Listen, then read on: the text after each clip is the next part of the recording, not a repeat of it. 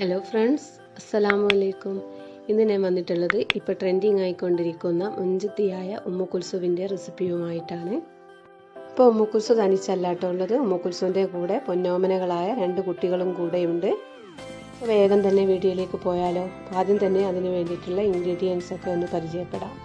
മല്ലി, വലിയ ജീരകം, ചെറിയ ജീരകം, പട്ട, ഗ്രാമ്പു, വറ്റൽമുളക്, കുരുമുളക് പൊടി, മഞ്ഞൾപ്പൊടി, ഉപ്പ്, വിനാഗിരി, ലെമൺ ജ്യൂസ്, മുളക് പൊടി, ഇഞ്ചി വെളുത്തുള്ളി പേസ്റ്റ്. ഇനി ഒരു ഫ്രൈ പാന് സ്റ്റൗവിൽ വെച്ച് കൊടുത്തിട്ടുണ്ട്. അതിലേക്ക് മല്ലി, വലിയ ജീരകം, ചെറിയ ജീരകം, ഗ്രാമ്പു, പട്ട ഇതെല്ലാം കൂടെ ഒന്ന് വറുത്തെടുക്കണം. ഇതെല്ലാം ചൂടായതിനു ശേഷം വറ്റൽമുളകും കൂടെ ഇട്ട് വറുത്തെടുക്കാം.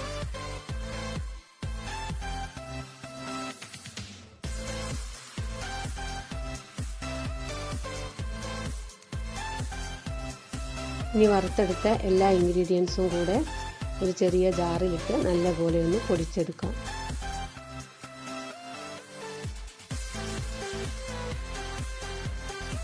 എല്ലാം കൂടെ ഒന്ന് പൊടിച്ചെടുത്ത് വെച്ചിട്ടുണ്ട്. ഇനി ഇതിലേക്ക് ബാക്കി ഇൻഗ്രീഡിയൻസും കൂടെ ചേർത്ത് കൊടുത്ത് ഫൈനായിട്ടൊന്ന് അരച്ചെടുക്കണം.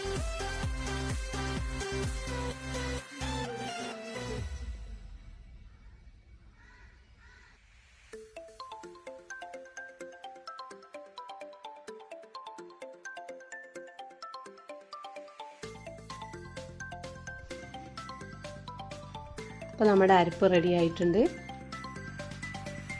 ഇനി 1.5 കിലോഗ്രാം ചിക്കനും 2 കാടയും എടുത്ത് നല്ലപോലെ വൃത്തിയാക്കി കഴുകി വെച്ചതാണ്. ഇനി ചിക്കൻ്റെയും കാടയുടെയും 2 സൈഡും ഇങ്ങനെ വരയിട്ട് കൊടുക്കുന്നുണ്ട്. പെട്ടെന്ന് തന്നെ മസാല ഇതിൽ പിടിക്കാൻ വേണ്ടിയാണ് ഇങ്ങനെ ചെയ്യുന്നത് കേട്ടോ.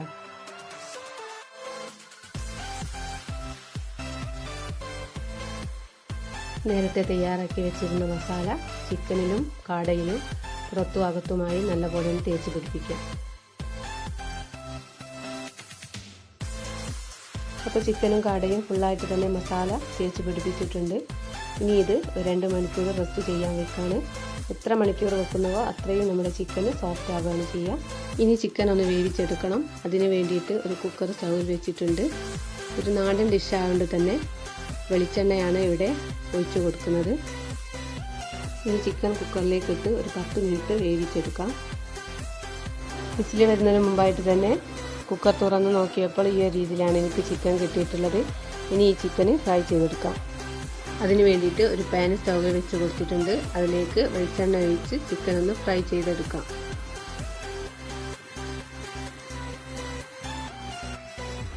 ചിക്കൻ്റെ ഒരു ഭാഗം ഫ്രൈ ആയിട്ടുണ്ട്. ഇനി മറ്റേ സൈഡ് ഫ്രൈ ചെയ്തെടുക്കാം.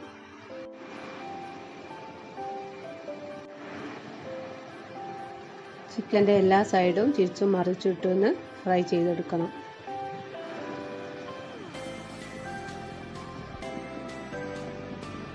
അപ്പോൾ ചിക്കൻ്റെ എല്ലാ സൈഡും ഫ്രൈ ആയി വന്നിട്ടുണ്ട്. ഇനി ഇതൊരു പ്ലേറ്റിലേക്ക് മാറ്റി വെക്കാം.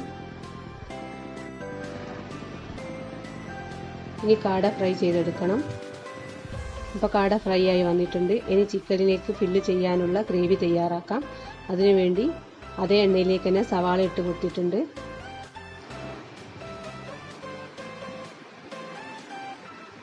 ആവശ്യത്തിന് ഉപ്പ് ഇട്ട് കൊടുത്ത് നന്നായി വഴറ്റിയെടുക്കാം.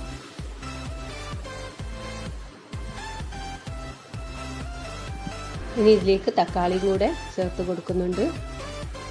നല്ലപോലെ ഇളക്കിയ ശേഷം അടച്ചു വെച്ച് വേവിച്ചെടുക്കാം.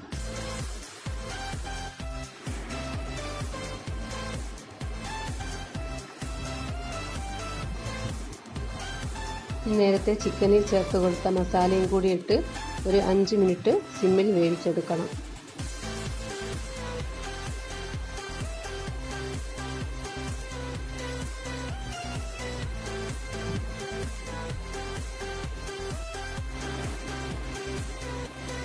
ഇനി ഈ ഒരു ഗ്രേവി ചിക്കനിലേക്ക് ഫില്ല് ചെയ്ത് കൊടുക്കുകയാണ്.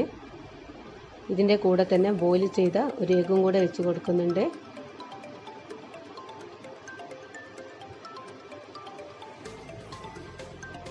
ഇനി ഒരു ടൂത്ത് പിക്കിൽ എഗ്ഗ് കുത്തി വെച്ചിട്ടുണ്ട്. അത് ചിക്കനിലേക്ക് ഇറക്കി കൊടുക്കാം. ഇനി കണ്ണായിട്ട് ഗ്രാമ്പൂവും ഒരു ക്യാരറ്റിൻ്റെ പീസ് എടുത്ത് വായും കൂടെ വെച്ച് കൊടുക്കുന്നുണ്ട്.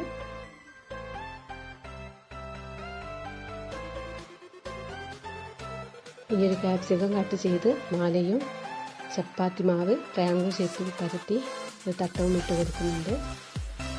ഇപ്പം നമ്മുടെ മുൻചത്തിയായ ഉമ്മക്കുൽസും മക്കളും റെഡിയായിട്ടുണ്ട്. ഇനി ഒരു പ്ലേറ്റിൽ സവാളയും ക്യാപ്സിക്കവും ഇട്ട് ഗാർണിഷ് ചെയ്ത് സെർവ് ചെയ്യാം. എല്ലാവരും ഈ ചിക്കൻ ഉമ്മക്കുൽസു റെസിപ്പി ഒന്ന് ട്രൈ ചെയ്ത് നോക്കുക. ഫീഡ്ബാക്ക് കമൻറ്റ് ബോക്സിൽ രേഖപ്പെടുത്തുക. ചാനൽ സബ്സ്ക്രൈബ് ചെയ്യാത്തവർ സബ്സ്ക്രൈബ് ചെയ്യുക. വീഡിയോ ഇഷ്ടപ്പെട്ടാൽ ലൈക്ക് ചെയ്യുക, ഷെയർ ചെയ്യുക. Thank you.